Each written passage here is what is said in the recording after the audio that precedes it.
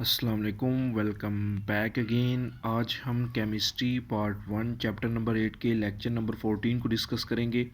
और आज इसके अंदर हम एक्सरसाइज का क्वेश्चन नंबर 10 जो है इसके 3 इम्पोर्टेंट शॉर्ट क्वेश्चंस को डिस्कस करेंगे।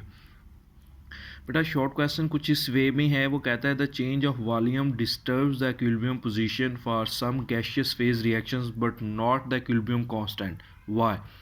अगर आपने बेटा जो लेक्चर नंबर 12 है उसको गौर से सुना होगा, उसके अंदर हमने पढ़ा था कि what is the effect of change in pressure and volume on the equilibrium position and KC, कि मतलब इक्विलिब्रियम कांस्टेंट या केसी या इक्विलिब्रियम पोजीशन के ऊपर जो चेंज इन वॉल्यूम होता है या चेंज इन प्रेशर होता है वो क्या होता है।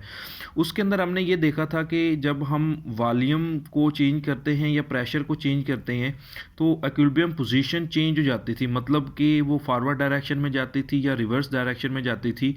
तो हमने उसके अंदर 3 कंडीशंस देखी थी। हमने ये देखा था कि जब नंबर ऑफ़ मोल्स दोनों साइड पे रिएक्टेंट और आपके पास प्रोडक्ट के मोल्स बराबर होते हैं तो उसके अंदर हमने कहा था कि ना तो आपके पास इक्विलिब्रियम पोजीशन चेंज होती है और ना ही उसके अंदर केसी चेंज होता है। लेकिन वो कहता है कि कुछ रिएक्शन जिसके अंदर नंबर ऑफ मोल्स दोनों साइड पे मतलब रिएक्टेंट और प्रोडक्ट के बराबर नहीं होता तो इक्विलिब्रियम पोजीशन में चेंज होना ही होता है, चाहे वो लेफ़्ट साइड की तरफ मूव करे चाहे वो राइट साइड की तरफ मूव करे। लेकिन वो कहता है कि केसी हमेशा कांस्टेंट रहता है, ऐसा क्यों होता है? आज हम उस चीज़ का आंसर बेटा ढूंढ रहे हैं।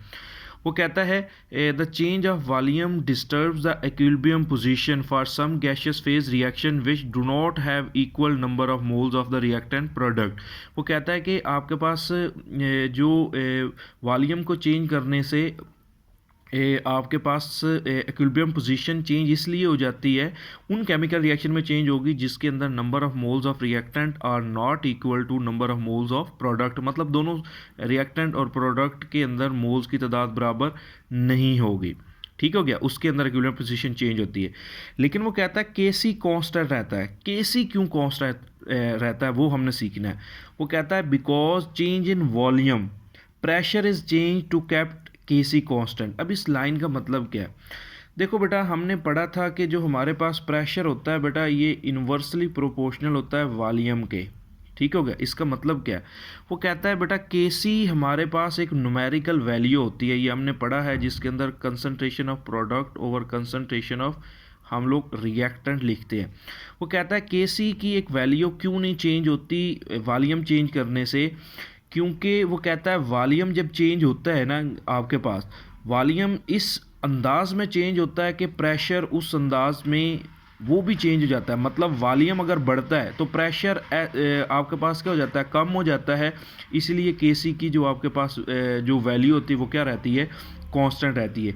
अगर वॉल्यूम बढ़ता है तो प्रेशर इस अंदाज में कम होता है कि केसी फिर भी कांस्टेंट रहता है। अगर वॉल्यूम कम होता है तो प्रेशर इस अंदाज में बढ़ जाता है कि फिर भी केसी की वैल्यू क्या रहती है, कांस्टेंट रहती है। तो ये एक शॉर्ट क्वेश्चन है बेटा जो फैसलाबाद बोर्ड में कई बार आ चुका है, तो इसको एक बार देख लीजिएगा। उसके बाद बेटा इसी एक्सरसाइज के क्वेश्चन नंबर 10 का जो सी पार्ट है बेटा वो हमारे पास ये गिवन है। ये भी शॉर्ट क्वेश्चन बहुत ज़्यादा इंपॉर्टेंट है। वो कहता है the solubility of glucose in water is increase by increasing temperature.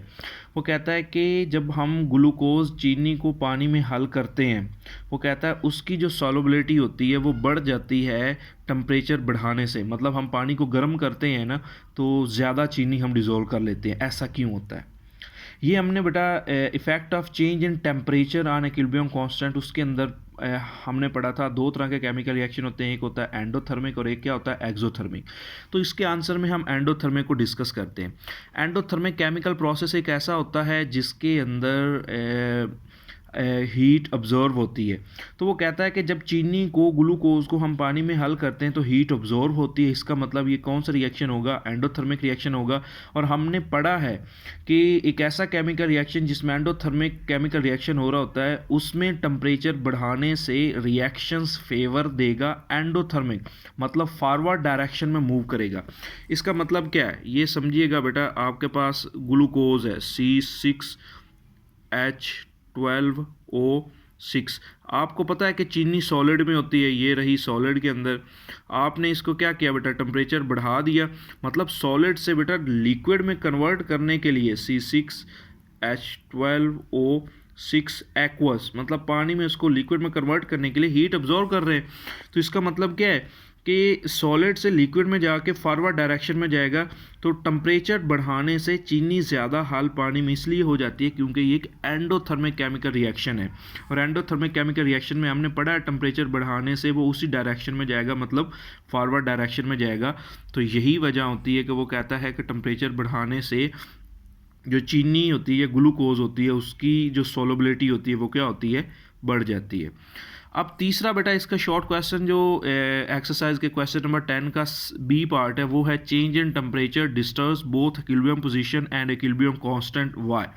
इसका आंसर बेटा मैं ये लेक्चर नंबर जो 13 है उसके अंदर दे चुका हूँ कि केसी की वैल्यू क्यों चेंज होती है टेम्परेचर चेंज होने से, और साथ में मैं बता चुका हूँ, एक्सप्लेन कर चुका हूँ कि टेम्परेचर चेंज होने से इक्विलिब्रियम पोजीशन किस तरह से चेंज होती है। तो ये आपने लेक्चर नंबर 13 जो इससे प्रीवियस लेक्चर है उसमें से इसका आंसर ढूंढ लेना है।